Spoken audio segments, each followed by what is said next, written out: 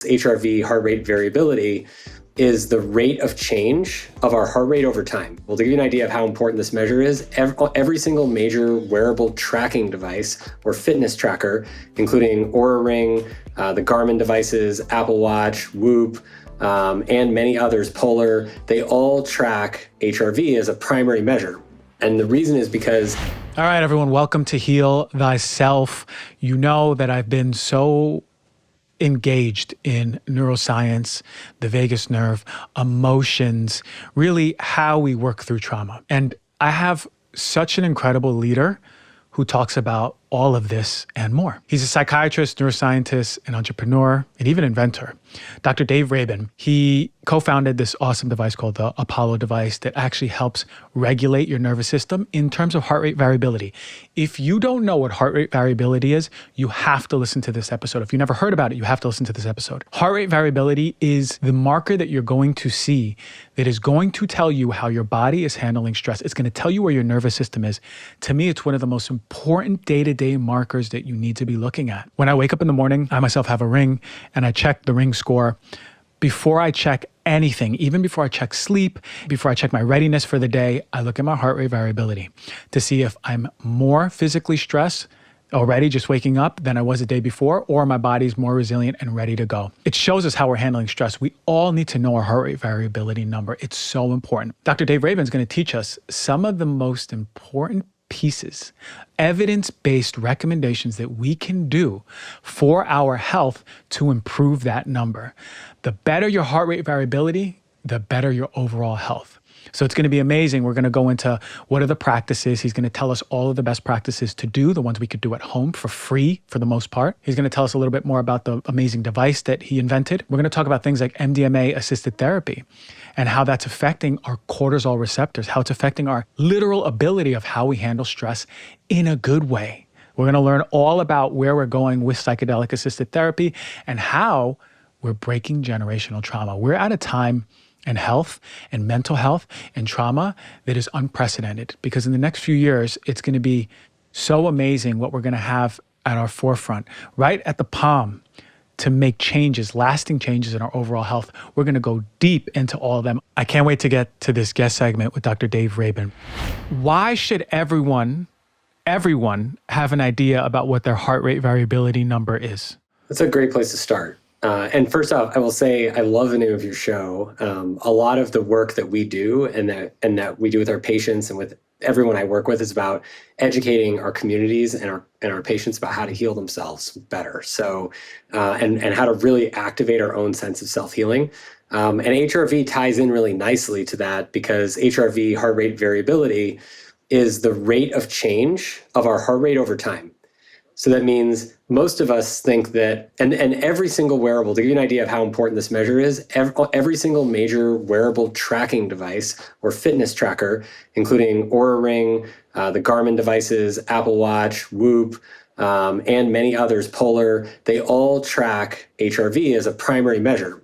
And the reason is because heart rate variability has been shown over the years to be the best predictor that we have, that we can measure on the go, like through the skin without putting anything into your body, and without electrodes, to be able to predict when it's high that somebody's going to be a great consistent performer, that they're going to be, especially in elite athletes and the military, which is where it was first started to be used over the last 40 years, and that people who have high HRV are more likely to perform really well under stress. They're less likely to get sick, and they're less likely to be injured under extreme stress, like athletic stress or military missions and things like that. And they're less likely to develop mental illness, which is really interesting. And on the contrary, people who have low heart rate variability also tend to have high resting heart rate. And those folks with low heart rate variability, we're talking like in the 10 to 20 range or below 20 milliseconds, those folks tend to have a higher likelihood of getting sick. They're less likely to perform consistently under stressful situations. Their resilience and overall recovery is low. And most importantly, their vagal nerve tone is low. So they're not in a state of recovery. And HRV, in a lot of ways, is like a measure of how able our bodies are to be recovered and to actively recover over time. Therefore, when we're more recovered, we perform better, right? It's a balance. And so for us, what we talk a lot about is healing yourself, and the idea that vagal tone is actually required to heal the body. And we have to, the reason why our bodies don't heal well is because there's too much stress response going on all the time, and it's unregulated. So we have to balance that with good vagal toning practices that increase vagal tone all the time. And that's why we invented Apollo. But the whole idea is that in the theory, if you practice boosting vagal tone, your HRV, heart rate variability, goes up. There's no cap on how high your heart rate variability can go. So it's a really nice metaphor for human potential. We don't know what we're capable of as human beings, right? And that allows us to get to states of being where our inner healer, the part of us that knows how to heal ourselves, is able to do its thing. So it all ties together. Oh, that's amazing. Perfect. A full circle too, right?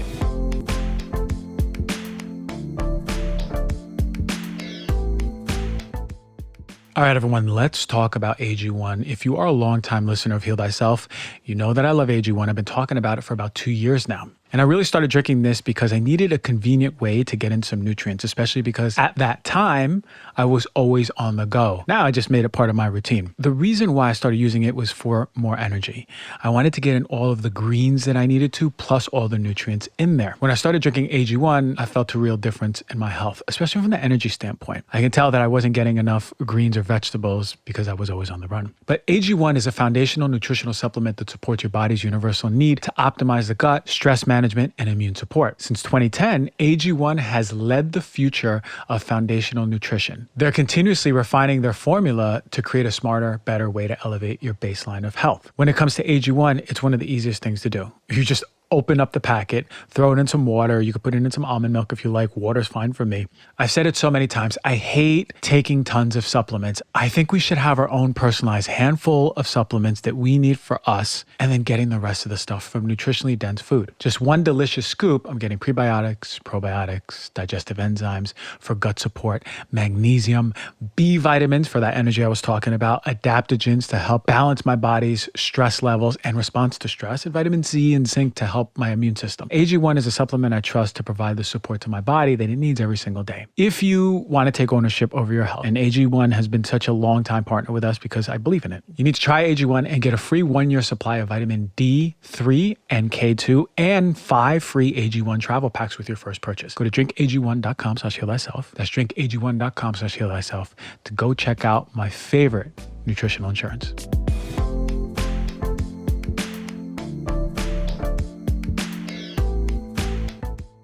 LMNT is a tasty electrolyte drink. It's got everything that you need in there and none of the crap that you don't, right? It's got a lot of the salt, the electrolytes that you need, and none of that sugar. It contains a science-backed electrolyte ratio of 1,000 milligrams of sodium, 200 milligrams of potassium, 60 milligrams of magnesium. It contains no sugar, no synthetic colors, no artificial ingredients, no gluten, no fillers. It's formulated for every diet, for every need. Doesn't matter if you're working out and dripping in sweat, running on the track, you're in the sauna, or you're just waking up in the morning. It's super important to replenish your electrolytes. I can't tell you how many people feel so sick chronically and not even realizing that they're just dehydrated, right? Doesn't go for everyone, but a lot of you are dehydrated out there. So when you're taking in enough electrolytes, you can help alleviate things like headaches, muscle cramps, fatigue, sleeplessness, and other symptoms of electrolyte deficiency. And I have felt much better since implementing LMNT in my routine. It started off with me just doing it when I came out of my sauna, but now I take it every single day. I have about 1 or 2 packets a day, depending if I'm in the sauna or really sweating at the gym, but I'm never depleted anymore. And it helps limit headaches and fatigue, especially after a long day. So I want you to try LMNT out. Right now, it's offering you, the Heal Thyself listener, a sample pack with any purchase. That's 8 single serving packets free with any LMNT order. It's a great way to try all 8 flavors or share LMNT with a friend. Get yours at drinklmnt.com/DRG. The deal is only available through my link. You must go to drinkLMNT.com/DRG. They have no questions asked refunds, totally risk-free, and they'll give you your money back if you don't like it. You got nothing to lose.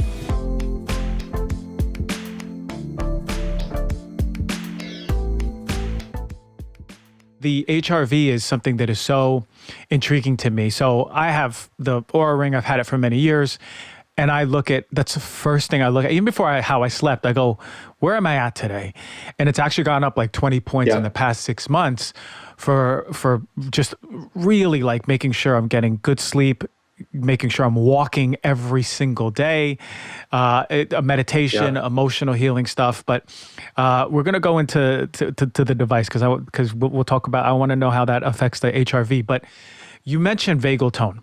And here's something that has piqued my interest for many years because it's such an important piece for people to understand. How important is the vagus nerve in healing? What is it? Why is it connected to so much of imbalance, dysfunction, disease? And how important is it for us to really focus our health really around our vagal tone? The vagus nerve is critically important. And I think the best way to think about it is we learn a lot of this stuff in medical school, but we don't necessarily learn the right emphasis and like how important these parts of the body really are. But we learned that there's two key parts of the nervous system. One of them is the fight or flight stress response, right? We talk about that a lot. And that's the part of our bodies that's responsible for getting us to safety when threat is detected, like actual survival threat, right? So like there's a bear around us, we ran out of food, we ran out of water, we ran out of air, or we're getting like tossed out by our community or something like that, and we're going to lose access to a lot of things we need to live. Those are like survival threatening situations that are very real. And so the sympathetic nervous system is the part that's opposite to the vagal system, which we call parasympathetic, that's responsible for recovery. And the reason why it's important to understand this is because these systems interact together constantly in our bodies. So the vagus system is like the system that is critically responsible for literally governing everything that happens in our whole bodies when we are not under threat. So that's everything, most of the time. It's our reproduction, it's our immunity, it's our ability to digest and absorb our food and have an appetite at all. It's our ability to be creative and empathetic with our loved ones, right? Its ability to sleep and rest. All the things we do that our bodies need to do when we're not under threat are activated by the vagus nerve. And it's because the vagus nerve controls the organ systems in that part of the body, and then also changes blood flow to those organs. So when we're stressed out and our bodies think that we're running from a lion, but we really just have too many emails, then the time we're sitting at our desk, right, our blood vessels to all of our systems, our vagal systems are constricted, and there's less blood flow going to those systems. Where does that blood go? Well, there's only so much blood to go around, so the body has to distribute it. It's a resource allocation issue. So all the blood goes to, when we're stressed out, to our skeletal muscles, our heart, our lungs, our motor cortex of our brain, our amygdala, the fear center of our brains, and it's taken away from the reproductive system, the immune system, and the empathy and creative system, and the sleep system, and the digestive system. It has to come from somewhere. So the body manages the balance of that, the blood and the resources in the body through this dynamic relationship between the vagus nerve, the recovery nervous system, and the stress response system, the fight or flight system, which is called sympathetic. So the two constantly have to be in balance, or we can't survive. So to know if our vagus nerve is imbalanced, we can look symptomatically. Is our digestive system good? Reproductive system? Is libido a really important marker for us to go, hey, or just a piece to go, my libido is strong, my vagus nerve is firing, digestive system. How do we know if our vagus nerve is really robust? So that's a really good question. I think on the surface, the immediate signs are all the things we should be looking for that you just said, right? It's when we're having trouble sleeping, we don't feel rested in the mornings. When we're struggling to digest our food, our appetite might be weird or low when it shouldn't be. We have a lot of racing thoughts and anxiety, heart rate's high, feeling like we're sweating a lot. All of those are signs that our vagus nerve is underactivated. Fast breathing, like most of us in the Western world, we breathe at 12 to 24 breaths per minute all the time when we're awake. But the rate we should actually be breathing at is closer to 5 to 7, which is more of a vagal breathing state. So when you think about that, which is called interoception, just being aware of our bodies. And we have a whole slice of our brain that's dedicated to interoception, being aware of our bodies, that we don't use because most of us were never taught that it was there. But it works. And if you use that part of your brain, you say, yeah, I'm going to feel what's happening in my body, then we start to notice all the things that you and I just described that's affecting like 90% of Americans right now, and causing burnout and lots of other problems. And then we know that we're not getting enough recovery and our vagal balance is off. And if for some reason we're not able to tune in and listen to that part of ourselves, you can look at your HRV, your heart rate variability, right? And your heart rate variability for most Americans is like somewhere between 10 and 30. And that's milliseconds, and that's really, really low. And we don't know what the cap is, but we hope that people will be, in general, in their day-to-day lives, somewhere between like 80 and 120 or higher.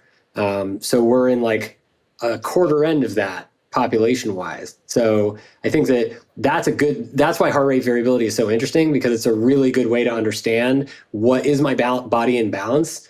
Autonomically, is my vagal tone in balance? And if our HRV is low, it means we got to be doing more of that vagal activation techniques, which is like intentional breathing, intentional movement, intentional soothing touch, intentional listening and music, creation of song, which changes our breathing as well. And then things like nutrition and sleep. So those are like the major things that actually make us boost vagal tone. It's interesting. You just listed out the things that like make us really human, right? It's like the touch, the dancing, the singing, right? The eating good food and sleeping. Those are more important than all these identities that we sort of clouded ourselves to be, right? Because when you take that all out, that's the stuff that really matters. Those connections, feeling connected, the relationship, but also the authentic expression on your side, which is what I love talking about all the time.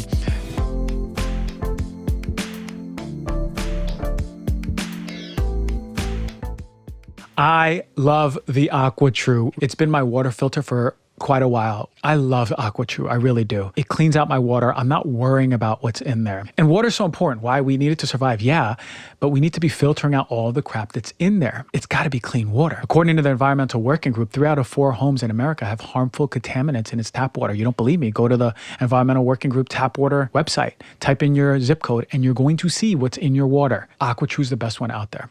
AquaTrue purifiers have a 4-stage reverse osmosis purification process. They remove 15 times more contaminants than all of your ordinary pitchers, and it's specifically combined to combat some of the nastiest chemicals like the PFAS in the water supply. It's got a proprietary purification technology. It's independently tested by IAPMO and to NSF and ANSI standards. They remove over 80 of the most harmful contaminants, including chlorine, fluorine, arsenic, and PFAS, as I just mentioned, nitrates, and many more. You don't need any plumbing. It's a countertop filter. You just need one set of filters to last up to 4,500 bottles of water. They last a really long time. And it's an important investment because it comes out to about 3 cents per bottle. You'll save a lot in waste, and it's just about getting clean water. Well, AquaTrue comes with a 30-day money-back guarantee, so you got nothing to lose. And with the holiday season right around the corner, this is a very special gift. You give it to anyone you love. You're going to be giving them high-quality water filter, protecting them long-term. Today, you, the Heal Thyself listener, are going to receive 20% off of any AquaTrue purifier. Just go to aquatrue.com. That's AQUATRU.com and enter the code DRG at checkout. That is 20% off of any AquaTrue water filter when you go to aquatrue.com and use the code DRG.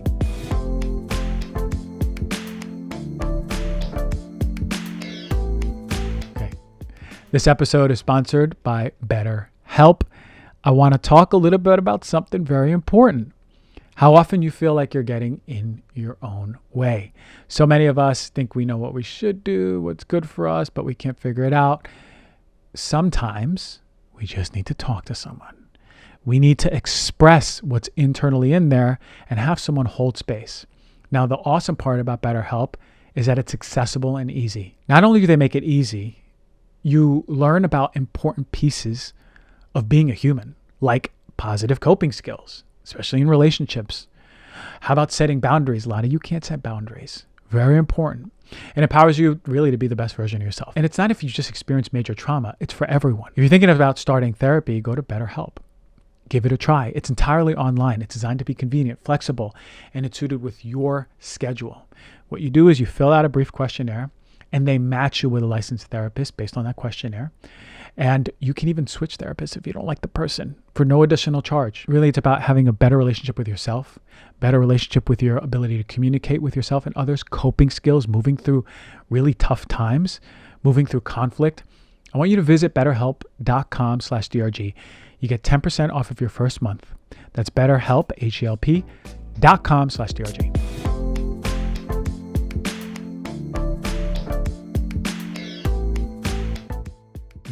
The heart rate variability piece it's not new, but it's new to me what you just said. I was under the impression that for heart rate variability, it's bio individual. So if yours is a 10, maybe it's good for you as a 10. But you're saying no. 10 is low. You need to work yourself up. So there is a spectrum of like, hey, this is really low, this is really good. Yeah, there's definitely a spectrum. I think that there's different ways to measure HRV, which is why it becomes complicated, because when you start to look at it, like when we started measuring HRV, we were measuring it in the lab. In the lab, everyone is either at rest at the same time during the measurement and we know, or everybody is active doing something during the measurement and we know. In the real world, that's not what happens, right? People wear an Oura ring all day, every day, and the Oura ring's doing measurement sampling at different points of the day, and it only knows that you're at rest from your movement. So it only can measure at certain times and then average those together. And it does a pretty darn good job. It's probably one of the better, the Oura ring is probably one of the better HRV wearable trackers out there in terms of accuracy and precision. But when you're looking, to your point, what you're talking about is, if you measure HRV when somebody's stressed out, it's normal for it to be low. Because when your heart rate's high, your HRV is normally going to be low. So if you've just gone for a run, or you're doing physical exercise or physical work of any kind, or mental or intense like emotional processing work, things like that to get your heart rate up, then your HRV will be low, and that's normal. But it's what I'm talking about and what we're talking about in the literature in terms of your actual tracking of your resilience and your balance of your nervous system across time, across days, weeks, months, years with HRV is looking at your morning resting HRV. So it's just your HRV first thing in the morning as recorded during sleep and during periods of rest. And it's your resting HRV during that period of time that should be, ideally for an adult male or female, it should be like over 50 milliseconds. As we start to notice, everybody has their own starting place. So if you're I would take this more as like not an opportunity to judge yourself for having low HRV, but more as an opportunity to understand it as a predictor and a guide. So if we know, hey, I notice that I am normally often under 30 average HRV across the day, and my resting HRV doesn't really get much above 40, that's a sign that I probably need to spend more time focusing on my own recovery and doing vagal exercises and doing a little more meditation, a little more yoga, a little more, walking and movement and maybe sleeping more and things like that. So it's an educational training tool that's really helpful. Is there any research out there that has shown that a low HRV is connected to X, Y, or Z disease or predisposition to it? It's more about the situation. Right. So there's been studies that have come out that have shown in looking at healthcare providers, this is one of the more recent studies, healthcare providers, I think in the Mount Sinai, New York, big Mount Sinai hospital ecosystem. And it showed that if you track their HRV through wearable technology and you compare that to nasal swabs for COVID, that you can tell when somebody's going to get COVID before they even take the nasal swab more of the time at a better percentage, just by looking at when their HRV starts to drop. Right? But that's in a study environment where you're only looking at the relationship between HRV changing and COVID diagnosis. So it's not actually necessarily what happens in real life, because there's so many other things in real life that change your HRV. So just like getting stressed when you're reading your email will change your HRV. Getting stuck in traffic will lower your HRV. Right? All of these things lower your HRV. Drinking alcohol before bed is one of the biggest offenders of low HRV. So I think there's lots of things that change it and lower it that can influence it, but there aren't that many things that improve it except vagal tone and vagal improvements, because all the vagal exercises that I described to you, one of the major things they do is they remind us that we're safe and in control in the moment. So they all like center us in the moment, and they help us remember that we're safe and in control and present in the moment. And that results in that boost of vagal tone, because it turns our threat, fear response, survival system offline, because we're telling ourselves we're safe and we're doing things to remind ourselves that we're safe. And then the recovery system can turn on, and then vagal tone goes up, and then heart rate variability goes up over time. Yeah, it makes sense, because no one is in a natural disaster. No one really is going to be singing or dancing, right? So Right. You're like, our bodies wouldn't They actually wouldn't let us do it do because we'd it. be in such a fear state, sympathetic state of running away and survival. Right. You know, no one's running away from a lion singing Frank Sinatra, right? Right. Okay. So I get it. So, evidence-based wise, what are some vagal toning practices that we know actually work? Good bang for the buck. So there's some new ones that have come out. People are talking about this all the time, by the way. And I think that what's most interesting is the ancient techniques, like just starting with the old stuff that we've had for thousands of years that people have known about, is stuff that really, really works. And I think it's my favorite to start with because that's the stuff that really it's free. You can do it anywhere, right? So that's like intentional breathing. So what I mean by that is just directing our attention to our breath and just paying attention, not just to the feeling of the breath coming in and going out. And you just start by doing that really simply, like 5 seconds in, hold for 1 second, 5 seconds out, hold for 1 second. And then each time you breathe in, you just try to fill your lungs a little tiny bit more with each breath, and then exhale a little bit more, tiny bit more with each breath out. And as you do that and just draw your attention to your breath, it's incredibly simple, but it rapidly restores sense of agency and centering in your body. Other techniques are like, there's self-touch techniques that are really simple that you can just like put your hands on your chest, and and especially if you press a little bit, that will increase vagal tone very, very quickly. There's a spot on the inside of the outside of the ear, so right here, where the vagus nerve actually comes to the surface of the skin. It's one of the few parts of the body where the vagus nerve is right on the surface. And if you put your finger right here in your ear and you just rub gently, you will start to feel your breath change and a little bit of like a whooshy relaxation come over you, similar to pressing on your chest, and you're activating your vagus nerve. And the more we pair these activities together, soothing touch from a loved one, of course, is one of the most impactful, like getting a hug, having somebody hold your hand, even holding a purring cat, right? These kinds of things are extremely helpful to boosting vagal tone. And then, certain kinds of movement, yoga, and different kinds of like qigong energy movements and things like that. Those are all very, very interesting techniques that all boost vagal tone. In terms of modern technology, there's a lot of electrical vagal nerve stimulators that do it. Those can have side effects, like they're intense vagal nerve stimulation, so they can knock you out or they can make you like, become like almost sedated. So we don't usually use those unless people are really, really struggling and they tried everything else. And then there's tools like soothing music. We all have listened to soothing music to calm us down at different times. That is increasing your vagal tone. And Apollo is in the same vein. What I'm wearing on my chest in this form is the same vein as like, holding a purring cat or listening to soothing music. It's just soothing, gentle vibrations that, like soothing touch, just send safety signals to our brain that says, hey, I'm safe right now. Vagal tone goes up, heart rate variability goes up. So those are the general tools that we recommend to everybody, and you can start for free. So that's the best part. And look, low cost for the most part. I mean, the ear hack is it's amazing, right? It's like so easy. Like so anyone can do it at any time, putting their hand on their chest.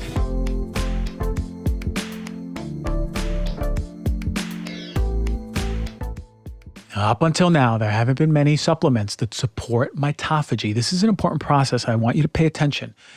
When we have too much crap in our bodies, think about it like all this garbage in a house, it's going to fill up. We want the garbage person to come in and clean it out, right? This is what happens. Mitophagy is a cleaning out of old damaged mitochondria, the things that are giving you energy, the things that are protecting you from diseases like cancer. When I discovered this new compound called urolithin A a long time ago, super intrigued, there was no supplement. I only knew that it was in pomegranates. And guess what? It's almost impossible to get the therapeutic dose by eating so many pomegranates.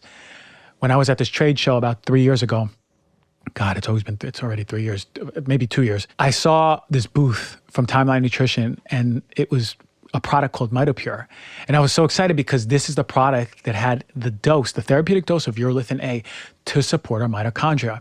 And it came in 3 easy and delicious ways. It comes as a vanilla powder, a berry drink. It can even come in a capsule. That's when I like the gels for travel. And it offers a precise dose to support your mitochondria, increase cellular energy, increase muscle strength and endurance. And they've done studies on this, double-blind, randomized controlled trials that have shown there's an increase in strength, increase in muscle, increase in endurance. It's amazing stuff. Timeline Nutrition is offering 10% off of your first order of MitoPure. Go to timelinenutrition.com/Dr. G. Use the code DRG to get 10% off your order. That's TIMELINENUTRITION.com/DRG. I recommend starting their starter pack with all 3 formats and finding out which one you like.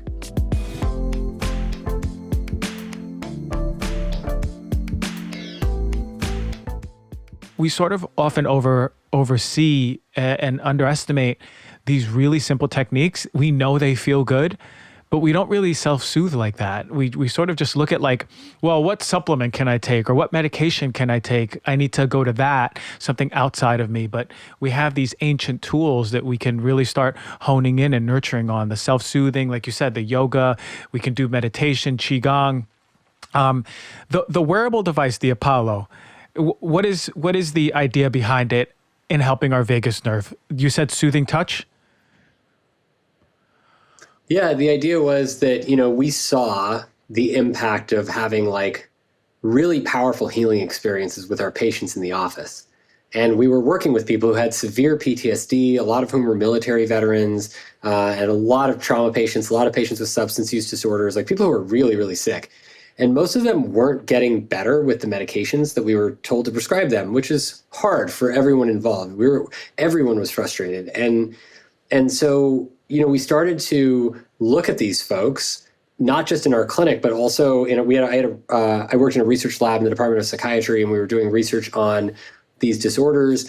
And then we also went back to the literature and reviewed lots of other people's research on these disorders. And what was so interesting that we found was that people who have PTSD and also in large part depression, chronic pain, insomnia diagnoses, people who have these disorders almost always have low heart rate variability, right? Almost always. That's what we found. And that made sense because when you think about what's happening to somebody with PTSD, their most common symptom is hypervigilance, which means they're always afraid. Right? They're always looking over their shoulder for threat. They never feel safe. So that made a lot of sense with our understanding of like why their heart rate variability would be low. And their bodies were showing signs of low vagal tone. Same thing we were talking about earlier, like lots of like high heart rate, lots of sweating, really fast breathing, racing thoughts, decreased functioning of their reproductive system, their digestive system, like the works of issues that were all seem to be related to, or being able to be tied back to vagal tone. And so we started to do experiments and more research to figure out, if we do things that improve vagal tone, this is going back to like 2016, if we do things that improve vagal tone, could we actually reverse some of this hypervigilance problem a lot of these people are having? Like, would just providing more safety combat the damage that was done from the fear of the trauma, right? That was like, it was that simple of an idea.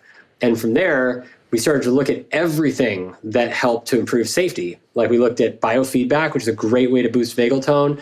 It's one of the oldest sciences of breath work. And we studied that for a while, and meditation, mindfulness, yoga literature, more other breathing literature. We looked at psychedelic-assisted psychotherapy. We looked at psychotherapy techniques, empathy, and how like us building eye-to-eye contact, rapport with our patients, like help them feel better and what it's doing. And it turns out that when you look at everything from all the things I just mentioned to like MDMA-assisted therapy to empathy, like eye-to-eye contact in the office, that these are all activating the same parts of our brains, which are that safety part of the brain, which helps to tell our amygdala that's firing off the fear center that's saying, hey, I'm under threat, I'm under threat, I'm under threat. It says, hey, it's okay. It's okay, bud, you can chill. Like, we're good right now. And so when we started to understand that that's what all of these things were doing, all of these techniques that we've been talking about, that's what they're all doing. They're acting on that same part of the brain, the I'm safe and in control part, I got this part of the brain. And so as we started to see that and I mapped out that whole system, I was like, oh, this is really interesting. If everything we say we know or we think we know about all of these sensory systems and how they activate the safety part of the brain is true, then we should be able to activate it with soothing touch, meaning and delivered through a wearable that sends us soothing vibrations that feel nice. And so as we started to play around with that, we figured out through the study of biofeedback and some other work that our heart and lungs like to be in that 5 to 7 breaths per minute rhythm. And that was a key rhythm that became really important. And as we started to think more about that rhythm and that most people are breathing at 12 to 24 breaths per minute, we said, okay, well, perhaps if we send the right rhythm to the body, will the body like it and then resonate with it on its own? Maybe we don't have to do as much work. The person doesn't have to do as much work. Maybe they just have to feel it. And if they can feel the rhythm with them and wear it with them, it'll actually induce the states. And so we did a couple double-blind randomized placebo-controlled trials after trying it on ourselves and noticing that we felt different and our friends felt different. We did a couple double-blind randomized placebo-controlled crossover studies, which is the most rigorous form of clinical trial because we had to prove to ourselves that it was real. And we did these 2 trials at the University of Pittsburgh in healthy folks and showed that without a doubt, this is reliably improving heart rate variability in 2 to 3 minutes, Apollo, these gentle vibrations, through the sense of touch. It works anywhere on the body. And when you improve heart rate variability that much, it improves athletic recovery and cognitive performance, up to 25% improvement in cognitive performance. So that's like akin to what you see I with was just an thinking about that. amphetamine on these kinds of tasks. With just a little gentle vibration calming the body, right? So it's just that it works like music, right? It's like music putting you into a flow state when you're going to do some work that bores you and you just want to get in the zone and not think about it and just be there. Like it's doing the same thing. It's just doing it through your skin. And you're not doing anything. You're not doing any work. You're just literally like doing your work or doing whatever you need to, and it's sending these signals. It's beautiful that the body is adjusting to the rhythm outside of it, but it kind of makes sense because we listen to music and our waves change, right? Our vibes change. We feel different. So exactly. it stands to believe, but it's really amazing that you did that double-blind placebo crossover trial. I mean, this is like, hey, and to think, I'm thinking about myself in college. I'm like, wow, I should have been doing this before my big tests, right? Like that ready, get myself cognitively ready, right? If this was invented in the past, but that's so cool. And I love that it's really up that alley of what I'm so passionate about. And it's the balancing of the nervous system and ultimately it's safety. I've done so much research and you know what it comes down to? It's like, do I feel safe in my body? Do I feel safe around people in community? If we do, Guess what? Our systems are running the right way. The problem is we go through life not really just being fully authentically expressing who we are. We're so scared to be who we are. We have all of these things growing up where we're really contracting that part of us. So to think that we can start reminding ourselves just by like a wearable or like you said, starting to sing more. This is why I tell people to sing. Every patient of mine, I say, you got to start singing. You got to start doing the movement, but dance, feel the music, the yoga, the Tai Chi, or the Qigong, all amazing stuff. Well, I was just going to say to that exact point, part of the challenge that we've seen, like as clinicians recommending these techniques to people is that they don't remember what it feels like to get there. Right? Like if you don't remember what it feels like to meditate or to be in like a Qigong flow or to like feel really good in your body because you just did some breath work, right? If you don't remember, or yoga, if you don't remember what that feeling feels like, then it's hard to get yourself to do it, right? You don't have a place to aim. Like you don't know what you're aiming for. So what we realized with Apollo that was really neat is that it helps to kind of nudge us into the meditative state more easily. And we've shown that too with brainwave measurements that we're writing up right now. And that as it nudges you into a meditative state, your body starts to learn how to do it on its own because it's training us to feel safe in situations that used to feel threatening. And we might not even have realized that traffic was making our heart rate go up and our thoughts race, or that certain people really bugged us, and why, and there's certain things you just like deal with, right? Because you learn to deal with it about ourselves and others and the way we look at the world, and you forget that maybe you don't have to, and maybe this is a decision I've been making that isn't serving me. I actually have an opportunity to change that outcome because I feel safe enough to do so now. Exactly. And so the training part is really cool because it's not like, this is not a substitute for soothing touch, right? First and foremost, we just don't get enough of that anyway. And if you've never felt what it feels like to meditate, then you can feel this, which it kind of feels like that to get into a meditative state on the calm vibe. And then you can use that as a target for you. So when you go in, you're like, oh, I'm aiming for something like this. And then it helps get you there faster and just kind of gets you in the I love that. into Yeah, the that's vibe, you beautiful. know? And we forget what it, like you said, we forget what it feels like to feel safe in our own bodies. We forget what it feels like to have that childlike openness. For me, so much of the work that I value is how do we get someone back to being an adult bodied child, right? Like, I'm not afraid to sing. I'm not afraid to dance. I'm not afraid to be me. I'm not afraid to Right. be loving and hug and touch. So it's a really powerful approach in every single way, because like we said, when you're safe, that's when everything starts falling into that place. It's that safety piece. Before we wrap up, we spoke about something off air, and it was these new studies coming out on MDMA and just your, what was it, overall vagal tone, or was it PTSD or biomarkers of cortisol? What happened? What's happening right now in the forefront of MDMA assisted therapy? Because a lot of people are hearing about it and they're like, oh wait, no, that's a club drug. Or a lot of people are hearing about it and they're like, I don't know, is it safe? It's too niche right now, or fringe. What's going on here? I can give you Yeah. the skinny. So basically, MDMA stands for 3,4-methylene dioxymethamphetamine. It is a molecule that is derived from methamphetamine, which is methamphetamine is the active ingredient in like Adderall and Ritalin type drugs that we currently use for almost every ADHD patient and ADD patient. And MDMA is a offshoot of that. And so it's of the same family. It works very similarly. And it works by introducing stimulation of similar to methamphetamine for attention, but it's like emotional attention and empathy and feelings of like radical acceptance and radical self-love and self-care, self-compassion, feelings like that. That's kind of what come out of therapeutic MDMA experiences with guidance, like with therapists present. And that's extremely healing for people who have experienced trauma, because when people have experienced especially severe trauma, they feel unsafe to go back and reevaluate that trauma because it was really scary and it's painful to go back and re-experience those memories. So in general, we avoid it. And what MDMA helps to do with the therapy and the safety, what we call a safe container, that there's two therapists present, and what they have, the safe container that they create by building a trusting bond with the patient, gets amplified by the MDMA. And it helped for about 6 hours. And it helps the patient feel safe enough to go back and reevaluate those traumatic memories and understand them better and make new meaning from them that actually makes sense to them, that allows them to continue their lives, which is incredible. And this medicine is not legal yet.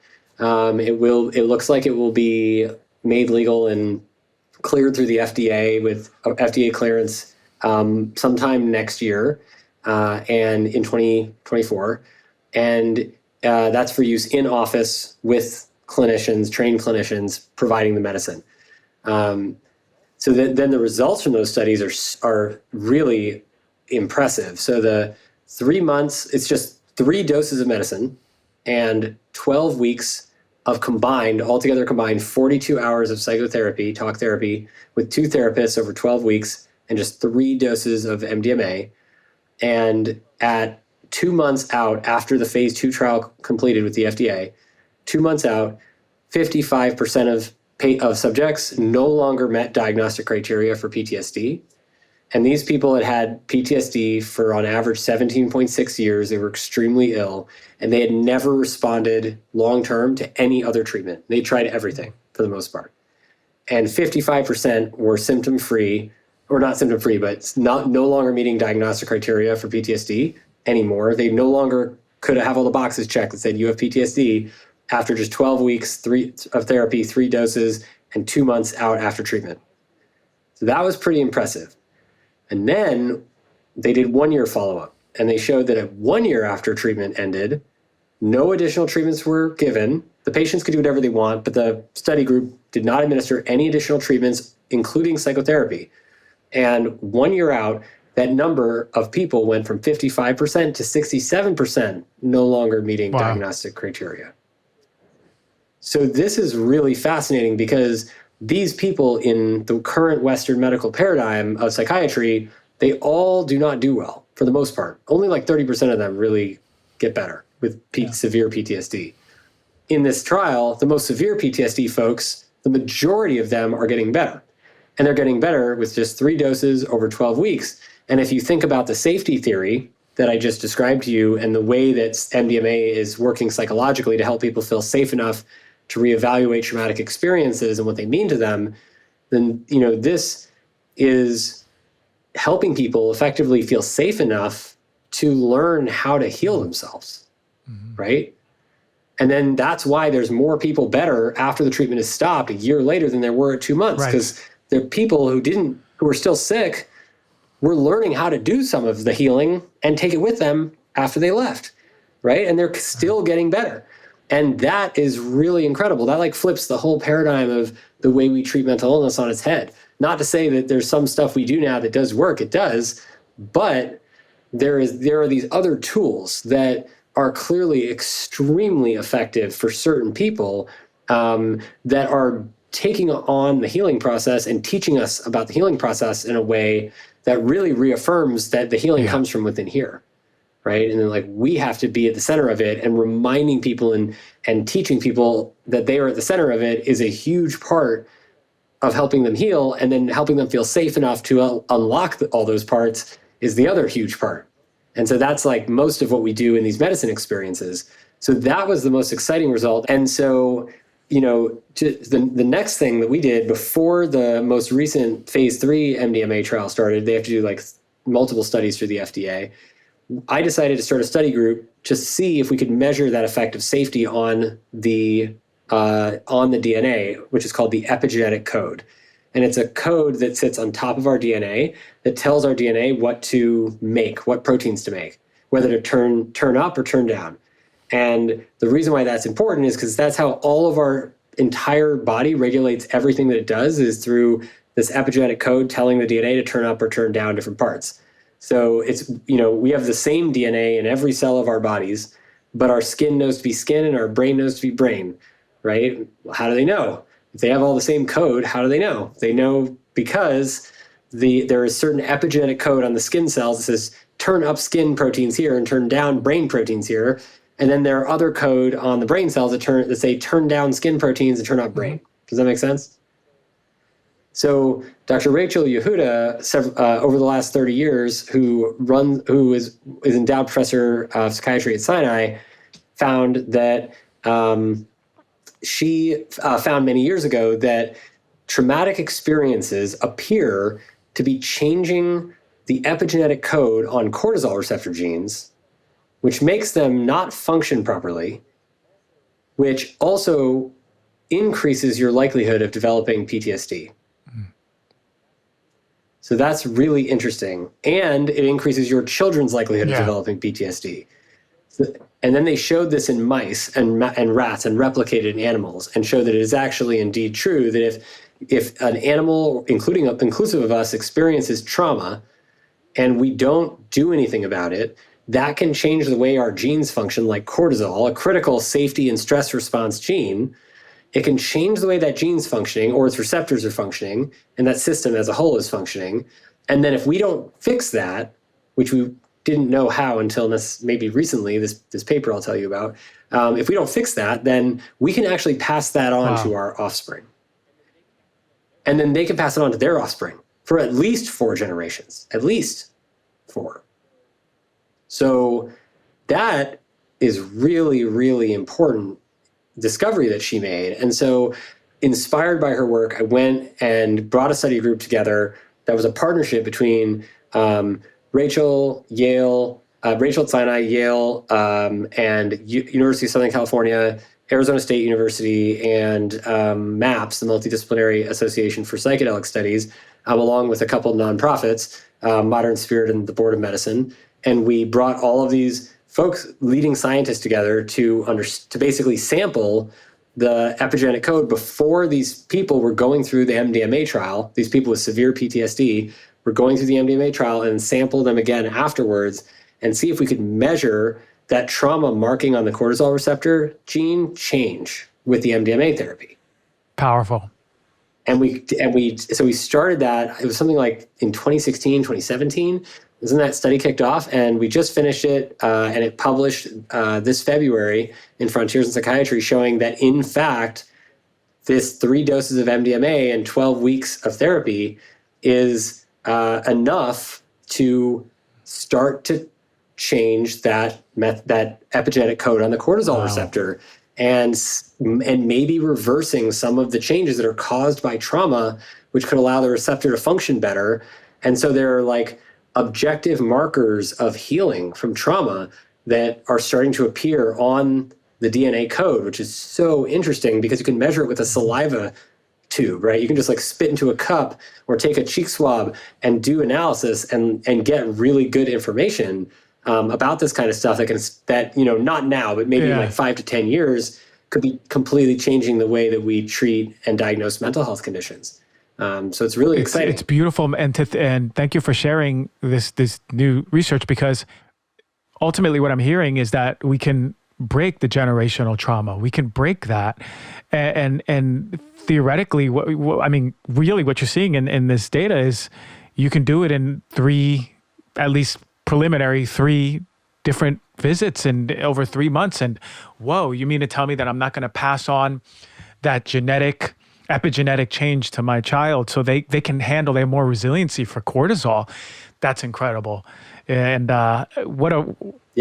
it's so hopeful, right? Like to know that like there's something we can do, and MDMA therapy is not for everybody, but what we're doing another study in tandem right now, where we're actually collecting data from veterans with PTSD at the Denver VA, and we're looking at their clinical outcomes because we've seen preliminary data. I don't know if I mentioned this, but the way that MDMA assisted therapy works is, again, by introducing molecularly this powerful safety experience, and that was heavily influential in our understanding of what feeling to give people with Apollo when we were building it in the early days. And so we started a study at the Denver VA that they actually funded that is evaluating Apollo to reduce symptoms in PTSD. And we've seen in pilot studies that people are actually having similar levels of relief to what people are seeing in the MDMA studies, just clinically speaking. So that's really interesting. Like, people are getting a lot better from using this regularly just to calm their bodies on the go. And we're going to be measuring their epigenetic information before and after 12 weeks of using Apollo with no MDMA. And we're going to see if we can introduce similar benefits clinically, and we can actually start to see those changes on the DNA. Because if we're changing anything similar with Apollo alone versus with MDMA-assisted therapy, then that means it's not the drug, right? You don't need the drug to do it. You need the safety to do it. Exactly. The safety to see what has been so held and repressed as unwitnessable, and to go through that process. Yeah, amazing stuff, man. You got me so excited, man. I wish I would, yeah. Like, so to quickly just end on the MDMA front, for people who are interested in doing MDMA therapy, how does that work? Next year it's going to be cleared, you say, or likely next year. Do they just type in Google MDMA assisted therapy near me? Not yet. I actually am not sure how it's going to work. I don't think anybody knows. It will be available. There will be a limited number of clinics set up around the country. Many of them have already started procuring space in anticipation of this happening, but there's only like 500 or 700 trained people to provide the therapy nationwide. So we need to rapidly train more people. And so that's a big focus right now, is I'm working with a number of people in the field to just try to figure out how to expand training programs and just how to make more trainings available, and create standards for training. And we just published a paper on that also in the Journal of Affective Disorders that came out this year. And these are all open source publications, so anybody can check them out if you're interested. Let me tell you, Doc, you are a publication machine, man, and I appreciate all of the heart that you put into this research, and ultimately finding a way for people to really get back to that safety, which is the theme of this whole podcast. and which is the place of which all of the healing that we're so desperately looking for comes. But like we said in the beginning, heal thyself, it comes within. Your safety is here. And there's things that we can do for ourselves, but ultimately it's here. Our capacity to heal is here. So, and I love that we vibe on that. I really thank you so much, not only for your passion, your wisdom, your invention, the Apollo, and just the research you're leading. How do people find you? And for the people who go, hey, I want to give this Apollo thing a try, how do we get our hands on it? Well, thank you again for having me. First off, this was a really fun conversation.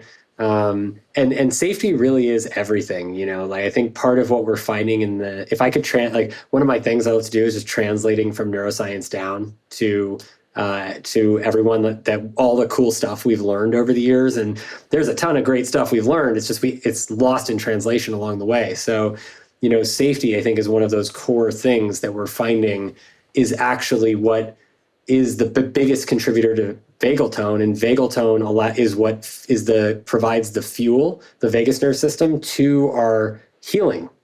So literally, that's the fuel line right there. Yeah. To our healing is vagal tone. So by doing the things that help us to feel safe more often, even the small things, the breathing, the gratitude practices, the intentional movement, song, like you were saying, right? Touch, all of these things, and using the tools and surrounding ourselves with the tools, that's how we literally unlock healing for ourselves.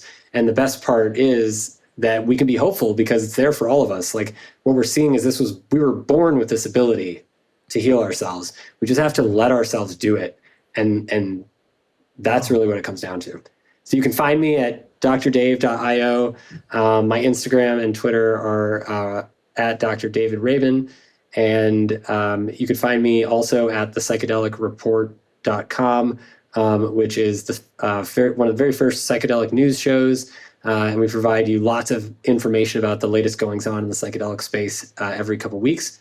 And Apollo, you can find at apolloneuro.com, APOLLONEURO.com, or you can go where the kids go, which is wearablehugs.com. Love that. Love that. It is a wearable hug. That's what it is. I love that. Thank you for coming on the show, man. I appreciate the time, the wisdom, as we said, all of the pieces on the vagus, the safety. Thank you so much, man.